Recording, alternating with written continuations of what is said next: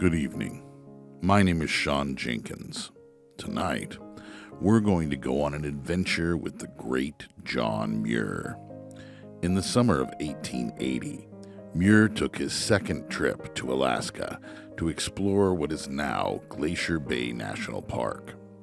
On that trip, he was accompanied by a Native American crew, his friend, the Reverend Samuel Hall Young, and Young's little black dog named Stikeen. Tonight, we will join him for part one of this journey. But before we begin, get comfortable in your bed. Close your eyes. Take a deep, cleansing breath. Sink deeply into your mattress as we enjoy Stikeen by John Muir. In the summer of 1880, I set out from Fort Wrangell in a canoe to continue the exploration of the icy region of southeastern Alaska, begun in the fall of 1879. After the necessary provisions, blankets, etc., had been collected and stowed away, and my Indian crew were in their places ready to start, while a crowd of their relatives and friends on the wharf were bidding them goodbye and good luck, my companion, the Reverend S.H. Young, for whom we were waiting, at last came aboard, followed by a little black dog that immediately made himself at home by curling up in a hollow among the baggage. I like dogs, but this one seemed so small and worthless that I objected to his going and asked the missionary why he was taking him. Such a little helpless creature will only be in the way, I said. You had better pass him up to the Indian boys on the wharf to be taken home to play with the children. This trip is not likely to be good for toy dogs. The poor silly thing will be in rain and snow for weeks or months and will require care like a baby. But his master assured me that he would be no trouble at all, that he was a perfect wonder of a dog, could endure cold and hunger like a bear, swim like a seal, and was wondrous wise and cunning, etc., making out a list of virtues to show he might be the most interesting member of the party. Nobody could hope to unravel the lines of his ancestry. In all the wonderfully mixed and varied dog tribe, I never saw any creature very much like him, though in some of his sly, soft, gliding motions and gestures, he brought the fox to mind. He was short-legged and bunch-bodied, and his hair, though smooth, was long and silky and slightly wavy, so that when the wind was at his back it ruffled, making him look shaggy. At first sight, his only noticeable feature was his fine tail, which was about as airy and shady as a squirrel's, and was carried curling forward almost to his nose. On closer inspection, you might notice his thin, sensitive ears and sharp eyes with cunning tan spots above them. Mr. Young told me that when the little fellow was a pup about the size of a wood rat, he was presented to his wife by an Irish prospector at Sitka, and that on his arrival at Fort Wrangell, he was adopted with enthusiasm by the Stickeen Indians as a sort of new good luck totem, was named Stikeen for the tribe, and became a universal favorite, petted, protected, and admired wherever he went, and regarded as a mysterious fountain of wisdom. On our trip, he soon proved himself a queer character, odd, concealed, independent, keeping invincibly quiet, and doing many little puzzling things that piqued my curiosity. As we sailed week after week through the long, intricate channels and inlets among the innumerable islands and mountains of the coast, He spent most of the dull days in sluggish ease, motionless, and apparently as unobserving as if in a deep sleep. But I discovered that somehow he always knew what was going on. When the Indians were about to shoot at ducks or seals, or when anything along the shore was exciting our attention, he would rest his chin on the edge of the canoe and calmly look out like a dreamy-eyed tourist.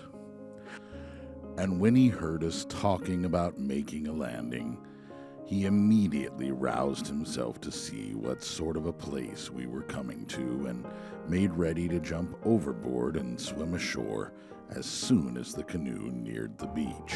Then, with a vigorous shake to get rid of the brine in his hair, he ran into the woods to hunt small game. But though always the first out of the canoe, he was always the last to get into it. When we were ready to start, he could never be found and refused to come to our call. We soon found out, however, that though we could not see him at such times, he saw us, and from the cover of the briars and huckleberry bushes in the fringe of the woods, was watching the canoe with wary eye. For as soon as we were fairly off, he came trotting down the beach, plunged into the surf, and swam after us, knowing well that we would cease rowing and take him in. When the contrary little vagabond came alongside, he was lifted by the neck, held at arm's length for a moment to drip, and dropped aboard. We tried to cure him of this trick by compelling him to swim a long way, as if we had in mind to abandon him. But this did no good. The longer the swim, the better he seemed to like it. Though capable of great idleness, he never failed to be ready for all sorts of adventures and excursions. One pitch-dark rainy night, we landed about 10 o'clock at the mouth of a salmon stream, when the water was phosphorescent. The salmon were running, and the myriad fins of the onrushing multitude were churning all the stream into a silvery glow, wonderfully beautiful and impressive in the ebon darkness. To get a good view of the show, I set out with one of the Indians and sailed up through the midst of it to the foot of a rapid about half a mile from camp, where the swift current dashing over rocks made the luminous glow most glorious. Happening to look back down the stream while the Indian was catching a few of the struggling fish, I saw a long spreading fan of light like the tail of a comet, which we thought must be made by some big strange animal that was pursuing us. On it came with its magnificent train, until we imagined we could see the monster's head and eyes. But it was only Stikeen, who, finding I had left the camp, came swimming after me to see what was up. When we camped early, the best hunter of the crew usually went to the woods for a deer, and Stikeen was sure to be at his heels, provided I had not gone out. For strange to say, though I never carried a gun, he always followed me, forsaking the hunter and even his master to share my wanderings. The days that were too stormy for sailing I spent in the woods or on the adjacent mountains, wherever my studies called me, and Stikeen always insisted on going with me. However wild the weather, gliding like a fox through the dripping huckleberry bushes and thorny tangles of panax and rubus, scarce stirring their rain-laden leaves, wading and wallowing through snow, swimming icy streams, skipping over logs and rocks and the crevices of glaciers with the patience and endurance of a determined mountaineer, never tiring or getting discouraged. Once, he followed me over a glacier, the surface of which was so crusty and rough that it cut his feet until every step was marked with blood. But he trotted on with Indian fortitude until I noticed his red track and, taking pity on him, made him a set of moccasins out of a handkerchief. However great his troubles, he never asked help or made any complaint, as if, like a philosopher, he had learned that without hard work and suffering, there could be no pleasure worth having. Yet none of us was able to make out what Stikeen was really good for.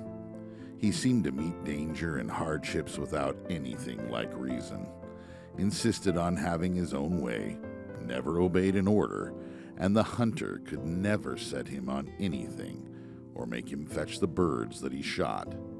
His equanimity was so steady it seemed due to want of feeling. Ordinary storms were pleasures to him, and as for mere rain, he flourished in it like a vegetable. No matter what advances you might make, scarce a glance or a tail wag would you get for your pains. But though he was apparently as cold as a glacier and about as impervious to fun, I tried hard to make his acquaintance, guessing there must be something worthwhile hidden beneath so much courage, endurance, and love of wild, weathery adventure. No superannuated mastiff or bulldog grown old in office surpassed this fluffy midget in stoic dignity. He sometimes reminded me of a small, squat, unshakable desert cactus, for he never displayed a single trace of the merry, tricksy, elfish fun of the terriers and collies that we all know, nor of their touching affection and devotion. Like children, most small dogs beg to be loved and allowed to love, but Stikeen seemed a very Diogenes, asking only to be left alone, a true child of the wilderness, holding the even tenor of his hidden life with the silence and serenity of nature. His strength of character lay in his eyes. They looked as old as the hills and as young and as wild. I never tired of looking into them.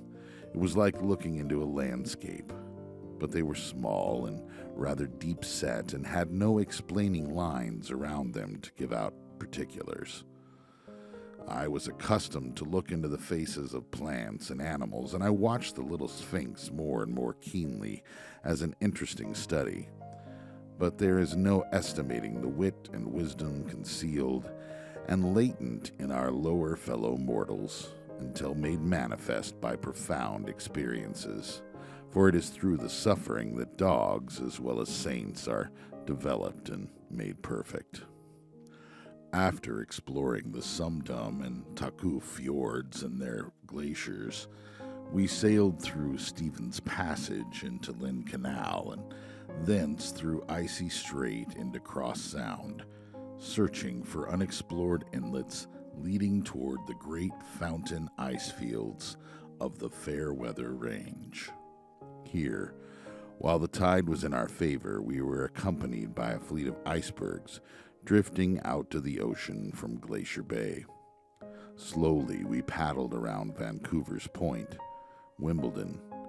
Our frail canoe tossed like a feather on the massive heaving swells coming in past Cape Spencer. For miles, the sound is bounded by precipitous mural cliffs, which last with wave spray and their heads hidden in the clouds looked terribly threatening and stern. Had our canoe been crushed or upset, we could have made no landing here, for the cliffs, as high as those of Yosemite, sink sheer into the deep water. Eagerly, we scanned the wall on the north side for the first sign of an opening fjord or harbor, all of us anxious except Stikeen, who dozed in peace or gazed dreamily at the tremendous precipices when he heard us talking about them.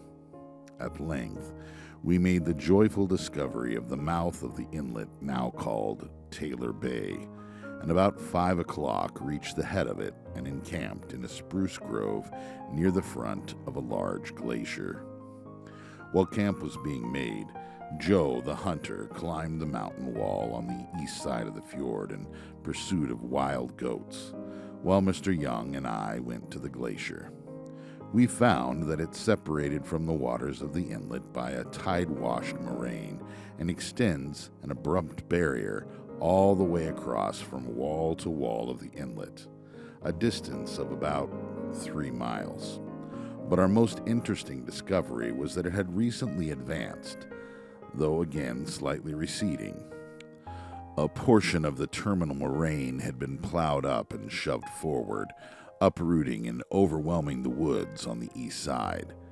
Many of the trees were down and buried, or nearly so.